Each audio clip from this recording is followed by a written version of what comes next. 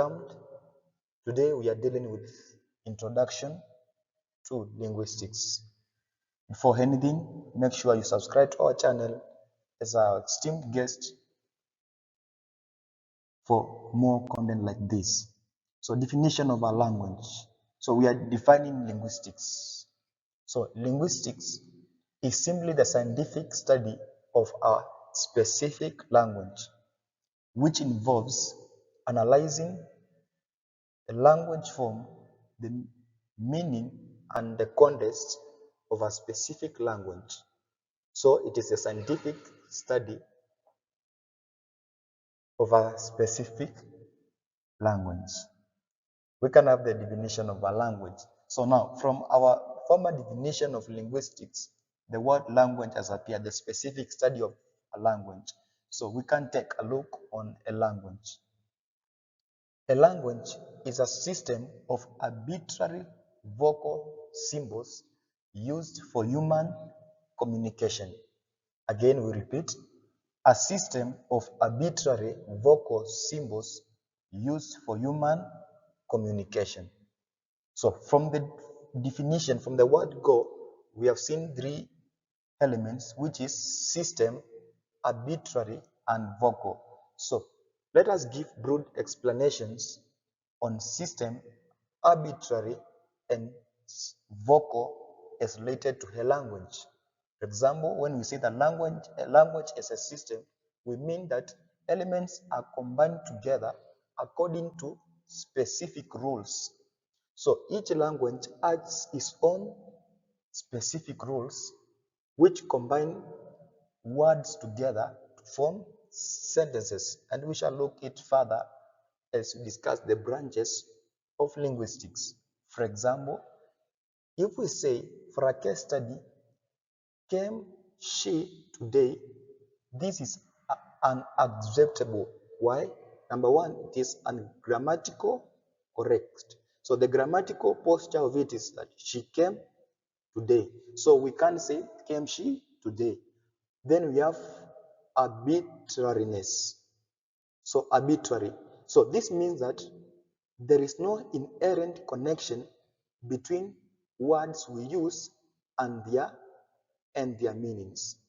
For example, we have no connection between the word chair and the word sit. So chair is something that we use to sit on.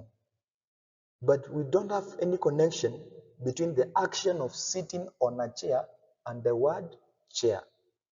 We can go to the next, which is vocal. Now, this act that now you are listening to me, that voice, that vocal, that is what now we call vocal. So a language is vocal because the primary medium is sound for all languages.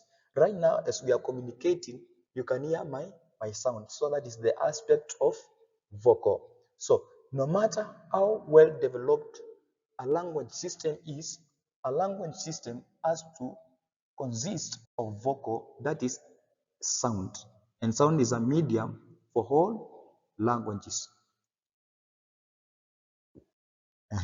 So now after we have looked on linguistics and we have discovered that it's the scientific study of language, and then we have looked on language, now on that same concern of language, we want to look on the characteristics of human language. Human language, the first characteristics that we shall consider, I believe that we are together and you are taking the notes. We shall consider displacement as the first characteristic of human language. So human language allows us to talk about things that are not present in the immediate environment. For example, through human language, we can discuss past events.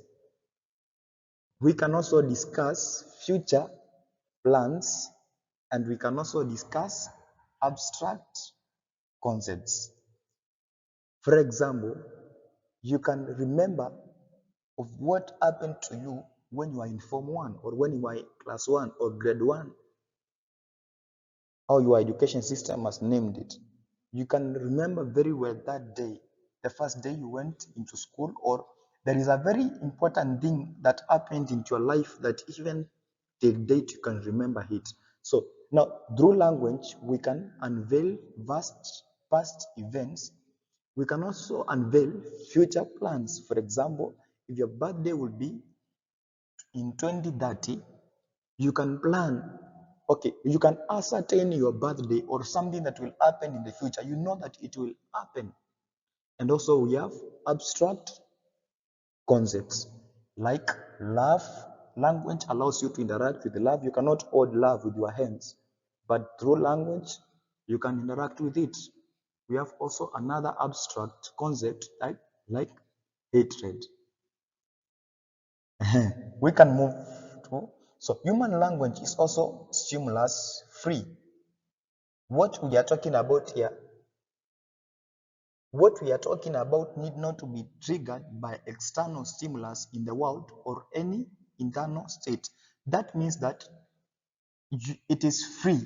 You can interact with it in the past, in the future, and in any abstract concept. There is nothing that has ordered us from interacting with language. You can displace it any way you want. So now we can move to the next one, which is arbitrariness. In human language, there is no any inherent connection between the words we use and their meanings.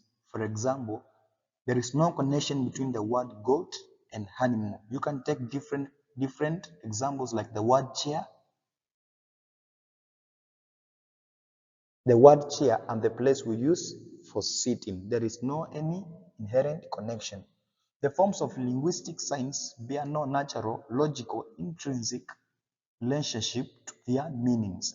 There is no any meaning that is connected to the word goat and the animal. If you look on goat now in the real world and the word, they have no meaning. We move on to the next one, which is productivity. Remember, we are in characteristics of human language. Human language is productive, meaning we can create infinite number of sentences using a set of elements consisting of the rules of a specific language. For example, out of limited rules, you can make and produce unlimited sentences. You are free to make any language. Words can be used in new ways to mean new things and can be instantly understood by people who have never came across that usage before. For example, as I'm teaching to you now, I'm constructing words. I am freely being productive by constructing my own words, which even are not in the notes. What you are thinking about right now, the idea you are thinking about, you can even capture it in a sentence. We move on. Duality. Language possesses the property of having two levels of structure. For example, sounds are combined with one another to form meaningful units such as words. For instance, the sounds B, sound I, and sound T are meaningless on their own, but when combined, they form the word beat, and then they become meaningful. So that is much more on duality. We can have the other characteristic as cultural transmission. Human language is passed down from one generation to another through learning and social interaction rather than being genetically inherited. So human language, it is learned. The way you are taught by your teacher, the way I'm teaching you right now, you are gaining more knowledge on human language. So it is not genetically inherited the way you inherit DNA. For example, a child born of a dumb parent can speak, hence it is not genetically inherited. Interchangeability is a characteristic of human language. In human language, individuals can both send or receive a messenger. We don't have a fixed speaker or a fixed listener when we come in the word of language. Anyone can be a speaker and anyone can be a listener. We can speak, we can interact because of this feature. You can speak to me and I can listen to you. Vice versa, I too can speak to you and you listen to me. Semanticity, from the word semantics. So human language conveys specific meanings through symbols or words. Each sign and word in a specific language has a specific meaning which is understood by the users of that same language. What are we meaning here? That each sign in a word has specific meaning that is understood by the same language users. For example, if we go to Italy, the Italians, their language, every word and every sign has its own specific meaning, which is different from our English language.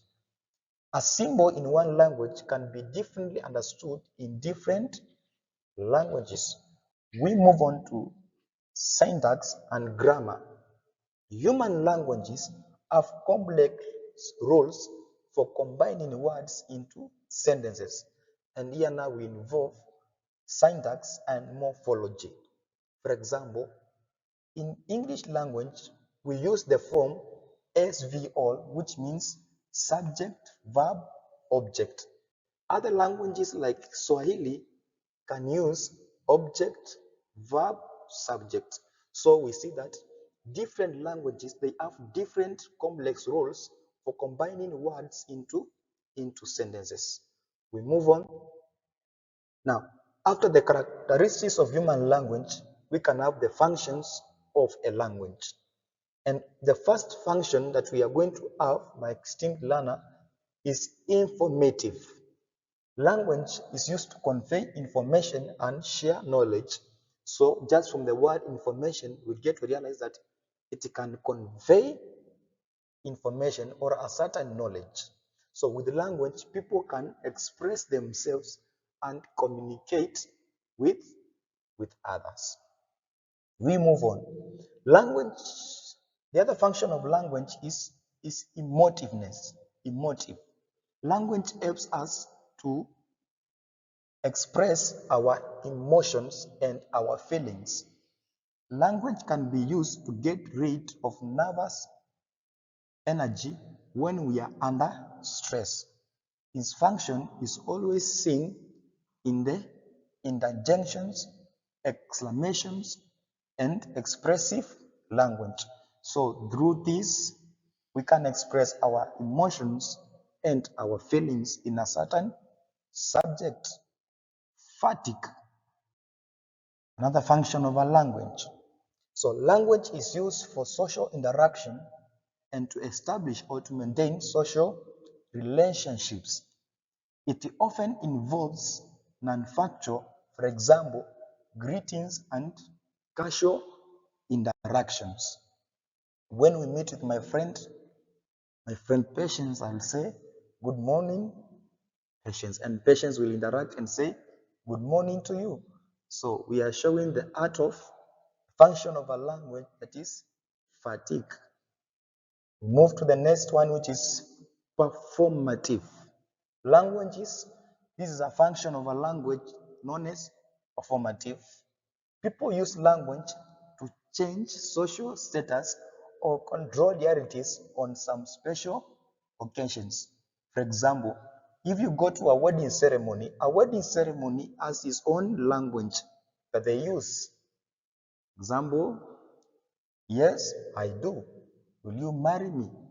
So every function has its own language that is used. If you go into a burial setup, the language setup there will be different. The same way the language setup in a church is different. So it is performative. The last one that we shall speak on is recreational. So people use language to share a joy. For example, in poetry writing, people use it for entertainment. In poetry, you get to be entertained, or you entertain the heart of entertainment through language. Thank you so much for watching. I would consider having you in our next episode, whereby in our next episode, we shall discuss on the branches of linguistics.